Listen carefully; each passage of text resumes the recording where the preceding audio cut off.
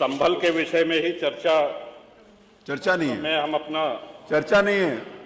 राजा भैया भी कोई चर्चा स्वीकार नहीं कर रहे हैं मानव कि चर्चा कराई जाए या ना कराई जाए। ऐसे तथ्य जो ना है वो कुछ बताना चाहते हैं। 5 मिनट, 5 मिनट नहीं 2 मिनट। कुछ तथ्य जो इस सदन में रखे गए, इसके बाद आपको उनको भी सूचना दी है। तो श्रीमान वो आपत्तिजनक है। कुछ बिंदु मैंने भी नोटिस है। इस सदन की कार्रवाई लाइव देखी जाती है, रिकॉर्ड रहता है।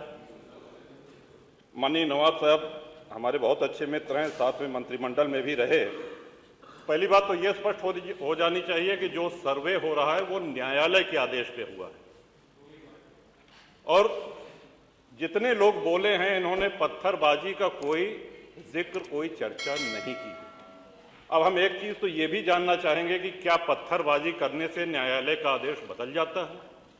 अगर न्यायालय ने किसी सर्वे का आदेश दिया तो उस आदेश को पलटने के लिए क्या तरीका है? उससे बड़ी अदालत में जाए कि सड़क पे खड़े होकर के पत्थर प्रशासन के ऊपर और पुलिस के ऊपर चला जाए। आज तक कभी प्रशासन का निर्णय, न्यायालय का निर्णय इससे बदला हो तो?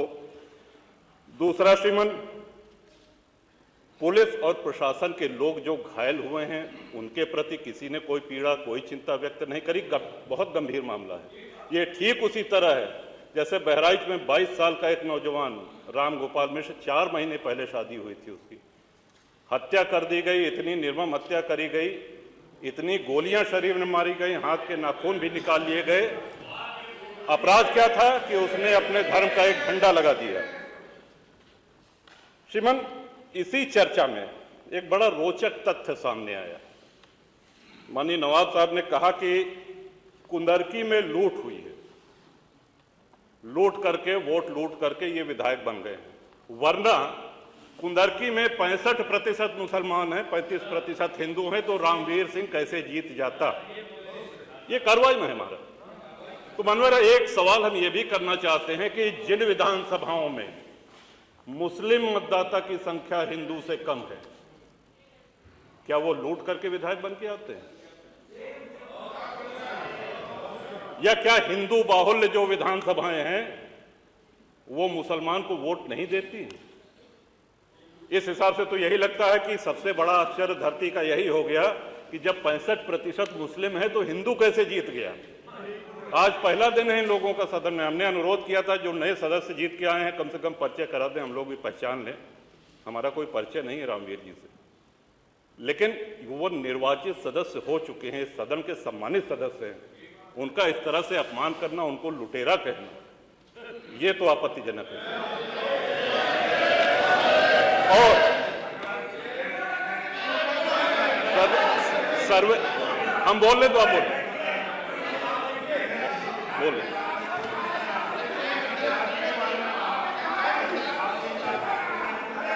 माननीय अध्यक्ष जी, 2 मिनट में अपनी बात समाप्त कर रहा हूं। 2 मिनट में अपनी बात समाप्त कर रहा हूं।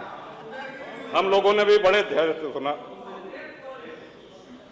तो इस सदन का एक क्राइटेरिया, एक मापदंड क्या ये तय मान लिया जाए कि जहां हिंदू अधिक है वहां हिंदू विधायक को ही जीतना चाहिए, मुस्लिम विधायक सिर्फ वहीं से जीतना चाहिए जहां मुस्लिम की आबादी 50% से अधिक है?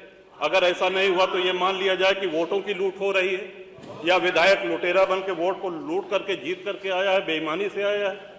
तो श्रीमान, ये तो इन शब्दों को कार्रवाई से हटाया जाना चाहिए। ये सदन के विधायक का अपमान है। और एक बात और कही गई कि सर्वे शांतिपूर्ण चल रहा था। एक हिंदू होने के नाते, एक सनातनी होने के नाते माननीय अध्यक्ष, हम तो ये कहते हैं कि न्यायालय किसी भी मंदिर पर सर्वे का अगर कोई आदेश करती है तो मैं नहीं समझता कि किसी भी सनातनी, किसी भी हिंदू को कोई आपत्ति होगी।